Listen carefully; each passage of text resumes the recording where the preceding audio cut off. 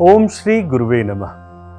हमारे भारतीय वाङ्मय में गुरु को इस भौतिक संसार और परमात्मा के मध्य का सेतु कहा गया है। सनातन अवधारणा के अनुसार इस संसार में मनुष्य को जन्म भले ही माता पिता देते हैं, लेकिन मनुष्य जीवन का सही अर्थ गुरु कृपा से ही प्राप्त होता है। गुरु जगत व्यवहार के साथ साथ भवतारक पथ प्रदर्शक होते हैं। जिस प्रकार माता पिता शरीर का सृजन करते हैं, उसी तरह जो हमारे सद्गुरु हैं वो शिष्य का सृजन करते हैं। हमारे धर्मशास्त्रों में गुरु यानी गु का अर्थ बताया गया है कि अंधकार, और रू का अर्थ बताया गया है कि जो उसका निरोधक हो, यानी जो अंधकार को दूर कर हमें प्रकाश की ओर ले जाता है, वही होते हैं हमारे सद्गुरु। आषाढ़ की पूर्णिमा को हमारे शास्त्रों में गुरु पूर्णिमा कहते हैं। इस दिन गुरु पूजा का विधान है। गुरु के प्रति आदर और सम्मान व्यक्त करने के वैदिक शास्त्रों में कई प्रसंग बताए गए हैं। उसी वैदिक परंपरा के महाकाव्य श्री रामचरितमानस में संत शिरोमणि गोस्वामी तुलसीदास जी महाराज ने कई अवसरों पर महिमा का बखान किया है। तो आज जो चर्चा है वो गुरु महिमा पर। गुरु महिमा पर क्या क्या बाबा गोस्वामी तुलसीदास जी महाराज ने श्री रामचरितमानस में लिखा है। पहले ही उन्होंने लिखा है कि गुरु बिनु भव निधि तरई न कोई, जो विरंची शंकर सम होई। कहने का भाव है कि भले ही कोई ब्रह्मा शंकर के समान क्यों ना हो, वो गुरु के बिना भव सागर पार नहीं कर सकता। सृष्टि के आरंभ से ही गुरु की अनिवार्यता पर निरंतर हमारे जो धर्म ग्रंथ हैं उनके माध्यम से हमें बताया गया है। वेदों, उपनिषदों, पुराणों, रामायण, गीता, गुरु ग्रंथ साहिब, जितने भी हम धर्म ग्रंथ देखेंगे, सभी में महान संतों के द्वारा गुरु की महिमा का गुणगान जरूर किया गया है। कहते हैं कि गुरु और भगवान में कोई अंतर नहीं है। गोस्वामी जी भी लिखते हैं कि श्री रामचरितमानस में बंदौ गुरुपद कंज, कृपा सिंधु नर रूप हरि, महामोह तम पुंज, जासु वचन रवि कर निकर। अर्थात मनुष्य के जो रूप में गुरु नारायण ही हैं। मैं उनके चरण कमलों की वंदना करता हूं। जैसे सूर्य के निकलने पर अंधेरा नष्ट हो जाता है, वैसे ही उनके वचनों से मोह रूपी अंधकार का नाश हो जाता है। अब यहां पर यह बात भी ध्यान रखने योग्य है कि किसी भी प्रकार की विद्या हो अथवा ज्ञान हो, उसे किसी दक्ष गुरु से ही सीखना चाहिए। जब तप, यज्ञ, दान आदि में भी गुरु की दिशा निर्देश हमें निरंतर उसकी जरूरत है, क्योंकि अविधिपूर्वक किए गए सभी शुभ कर्म भी व्यर्थ ही सिद्ध होते हैं, जिसका कोई उचित फल परिणाम नहीं मिलता। स्वयं जो है वो अहंकार की दृष्टि से किए गए सभी उत्तम माने जाने वाले कर्म भी मनुष्य के पतन का कारण बन जाते हैं। ऐसे में एक बात तो आपको मानना ही पड़ेगा कि आज के भौतिकवादी युग में भी सद्गुरु की आवश्यकता तो हमें हर पग पर है। सबसे बड़ा तीर्थ तो गुरुदेव ही हैं, जिनकी कृपा से हमें जो फल है वो अनायास ही प्राप्त हो जाता है। गुरुदेव का निवास स्थान शिष्यों के लिए किसी तीर्थ स्थल से कम नहीं होता है। अब उनके चरणामृत ही गंगा जल के समान होते हैं। वो मोक्ष प्रदान करने वाले हैं। गुरु से इन सब का फल अनायास ही हमें मिल जाता है, सहज ही हमें मिल जाता है। ऐसी गुरु की महिमा हमारे सनातन धर्म संस्कृति में बताई और खूब गाई गई है। तीर्थ गए तो एक फल, संत मिले फल चार, सद्गुरु मिले तो अनंत फल, कहे कबीर विचार।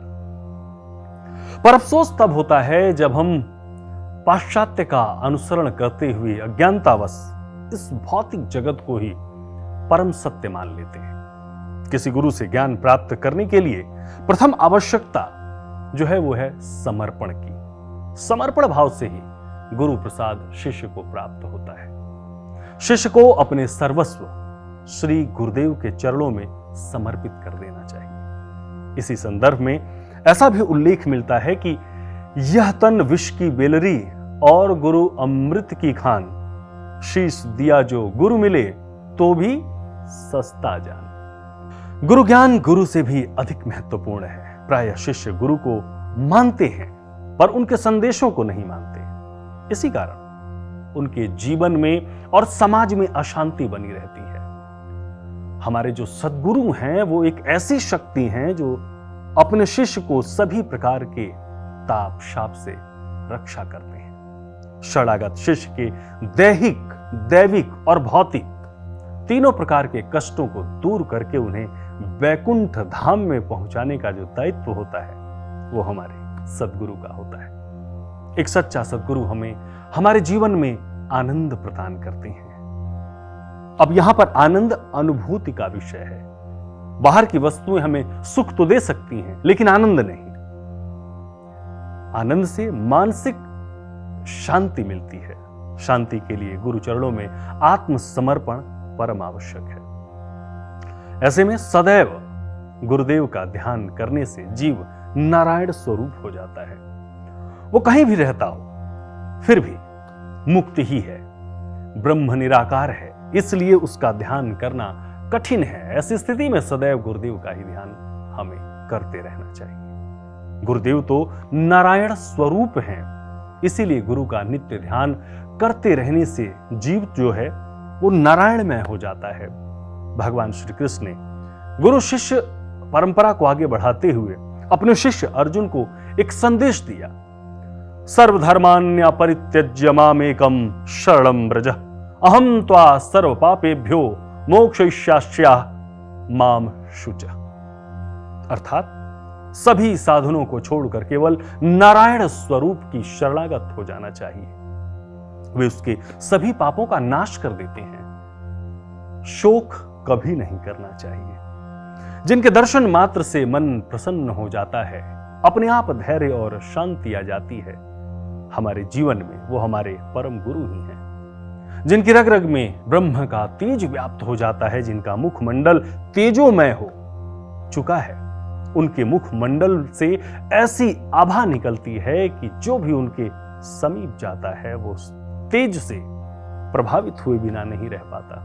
उस गुरु के शरीर से निकलती वे अदृश्य किरणें समीपवर्ती मनुष्यों को भी नहीं बल्कि अब पशु पक्षियों को भी आनंदित एवं मोहित कर देती हैं। उनके दर्शन मात्र से ही मन में बड़ी प्रसन्नता व शांति का अनुभव होने लगता है।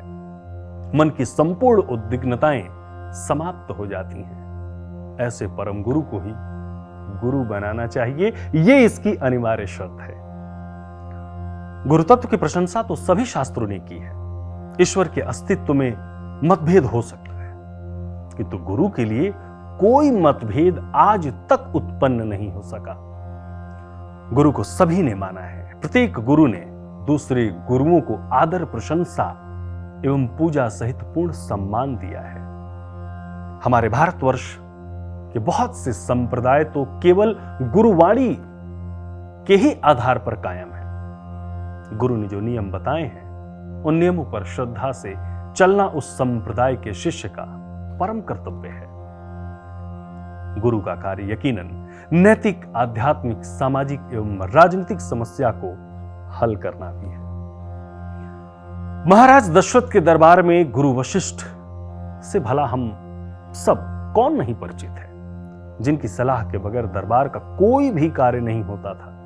गुरु की भूमिका भारत में केवल आध्यात्म या धार्मिकता तक ही सीमित नहीं रही है। देश पर राजनीतिक विपदा आने पर तमाम पूज्य गुरुजनों ने देश को उचित सलाह देकर उस विपदा से उबारा है। कहने का भाव है कि अनादिकाल से गुरु ने शिष्य का हर क्षेत्र में व्यापक एवं समग्रता के साथ मार्गदर्शन किया है। अतः सद्गुरु की ऐसी महिमा के कारण उसका व्यक्तित्व तमाम धर्म ग्रंथों में माता पिता से भी ऊपर बताया गया है। गुरु तथा देवता में समानता के लिए एक श्लोक जिसकी चर्चा होती है वो है कि यस्य देवे परा भक्ति यथा देवे तथा गुरु। अर्थात जैसी भक्ति की आवश्यकता देवता के लिए है वैसी ही गुरु के लिए भी। बल्कि सद्गुरु की कृपा से ईश्वर का साक्षात्कार भी संभव है। गुरु की कृपा के अभाव में यकीन मानिए कुछ भी संभव नहीं है।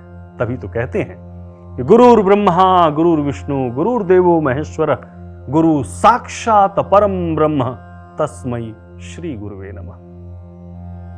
अब यदि हम इसके आध्यात्मिक रहस्य की बात करते हैं तो गुरु शंकर रूप इसलिए कहे गए हैं। परम चेतना का शक्ति प्रवाह जो है वो बिजली के समान है और साधक बिजली के उपकरण हैं। अब मान लीजिए जैसे बल्ब, टीवी, फ्रिज, पंखा आदि जो हमारे आसपास उपलब्ध सामान है, तो उच्च कोटि का साधक जो होता है वो ट्रांसफार्मर या स्टेबलाइजर की तरह हाई वोल्टेज को भी लो में कर देता है और लो वोल्टेज को भी हाई में बदल देता है।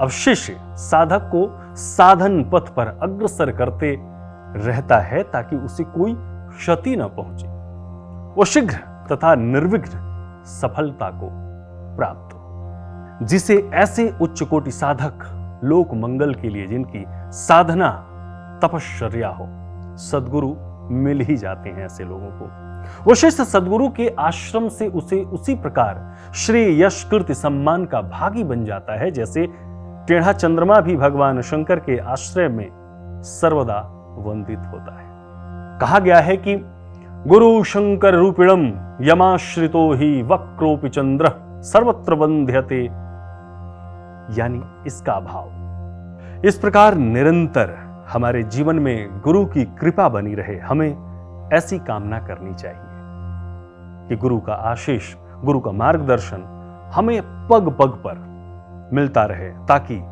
जाने अनजाने में भी हमसे कोई अनैतिक कार्य ना हो।